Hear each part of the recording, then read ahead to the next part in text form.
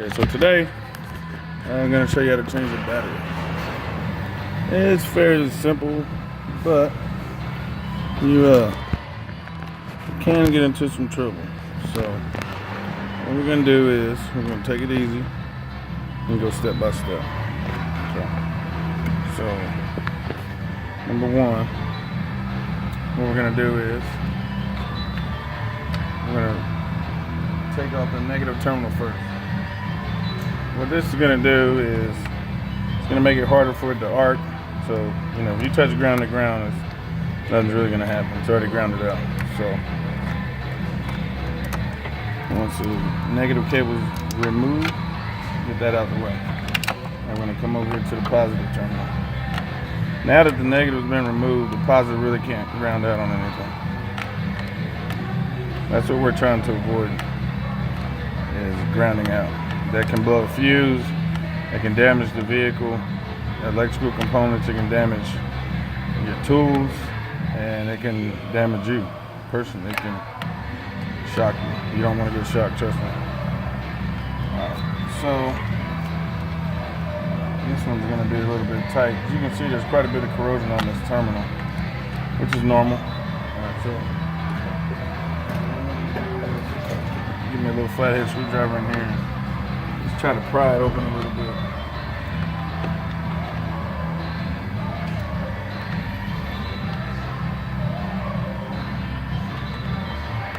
Pry it out a little bit. So we should be able to move it now.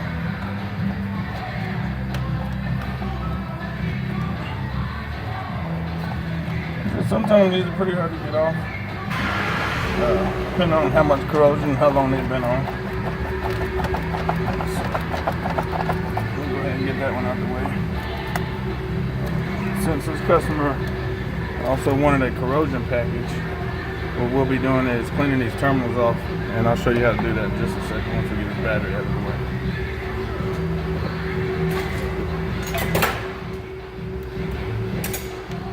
Alright, now we're going to remove the hold down. This is fairly simple, self-explanatory. Basically, these two nuts hold these rods down, which these rods hook in below the battery. So these two holding down basically allows the battery to be tightened down. The reason you want the battery tight, for one, there's fluid inside of here, acid and distilled water. You don't want that sloshing around, floating around. Number two, you don't want these wires to wear. So any movement back and forth is going to wear these wires and rub it anywhere they can. That's going to damage these wires and make them less useful. The wire that's rubbed all the way through, it's not going to start, not going to have any electricity. Now, when it's partially, you may have a slow start, you may have dim lights. It can also cause strain on your alternator, as it's actually having to do more work when there's not a good connection.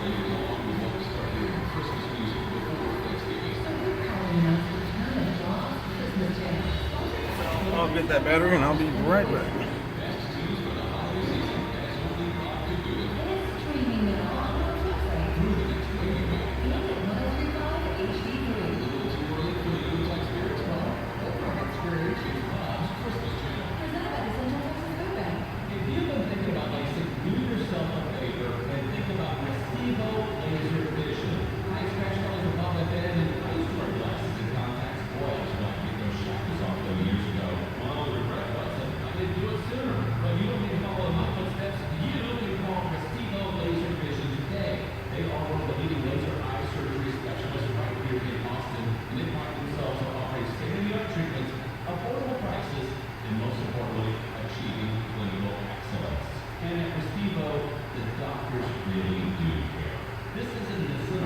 So I'm back with our battery now, but before I put that in there, we're going to clean these terminals up pretty good.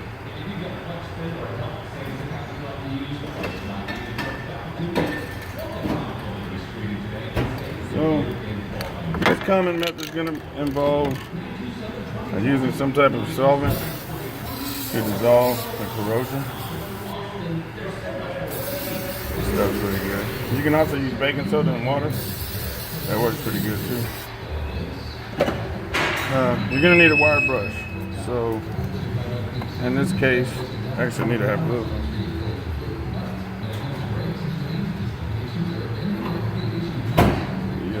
the battery acid can burn your skin. So, being that the corrosion on the terminals is caused from battery acid, so definitely want to protect yourself from that.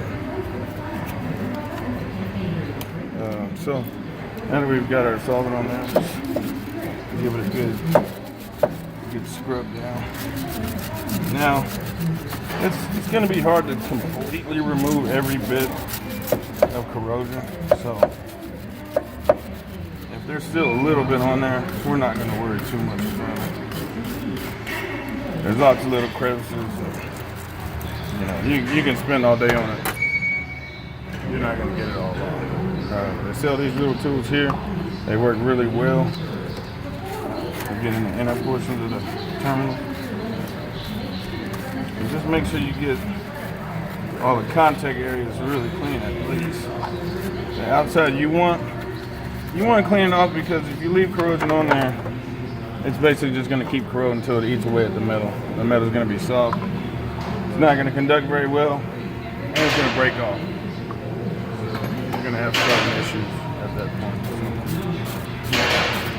Get as much off as we can. That's when it's pretty good now. You saw what it started as. I like to use brake clean to blast that away. So, once that's nice and clean, the negative terminal wasn't really corroded at all, so we're going to leave that one alone.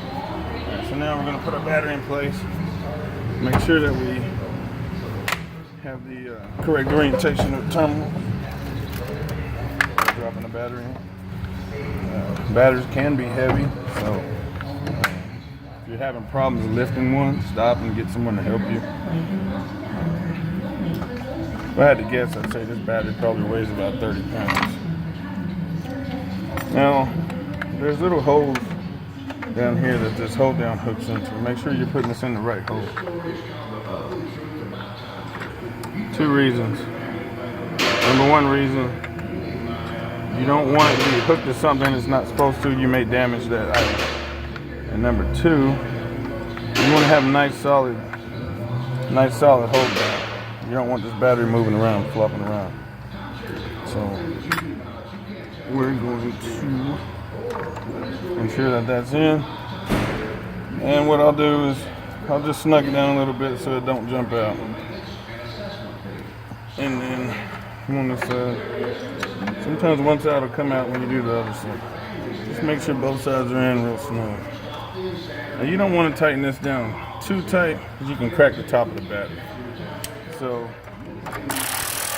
what I do is just go until it's a little difficult to move back and forth. If you notice, it's not super tight at all, just tight enough to keep the battery from moving. Okay. So when we took the battery off, I told y'all to do the negative first. And so when we put it on, we're going to actually do the opposite. I like to use the analogy that these are like socks and shoes. Okay? The positive terminal being your socks and the negative being your shoes. So when you get home from work, you take your shoes off, then you take your socks off. It works the same way with a battery. When you're getting ready to go to work in the morning, you're going to put your socks on first, right? The reason why we're going to do this terminal now is because there's really no chance of this arcing out for us.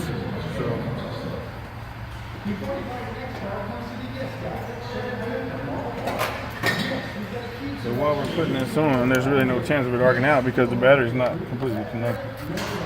And it's going to be the most volatile terminal here. The negative's really not a problem unless you touch it to the positive. So now that this one's in here nice and snug, so we don't want to go way super tight. We'll just get it nice and snug. That's fine. As long as it doesn't move around. We don't want to lose connection, but we don't want to tear this either. And if you ever tighten it, these are not very hard metal. So now we'll go with the negative terminal. And there may be a little small arc whenever you first connect it. And you may hear relays energizing. That's normal. So once again, this is going to be just like the other side. We're not going to put a lot of torque on it. We just want it to be nice and snug so it's not moving. So now what we're going to do is actually put a little protectant cover on it. What this does is, in the event that there is some acid that leaks out, this will protect the metal, kind of coats the metal. You see people put grease on there, silicone grease, that's fine too. But you always want to put something on there to protect it. If you don't, just like that corrosion was there before, it'll come back. When the batteries get hot in the summertime, there's always going to be a little bit of venting that happens. So a little bit of acid is going to come out where the terminals are. That's a natural, basically it's a hole in the case. So that's a natural point for acid to escape. So that's basically how you change a battery.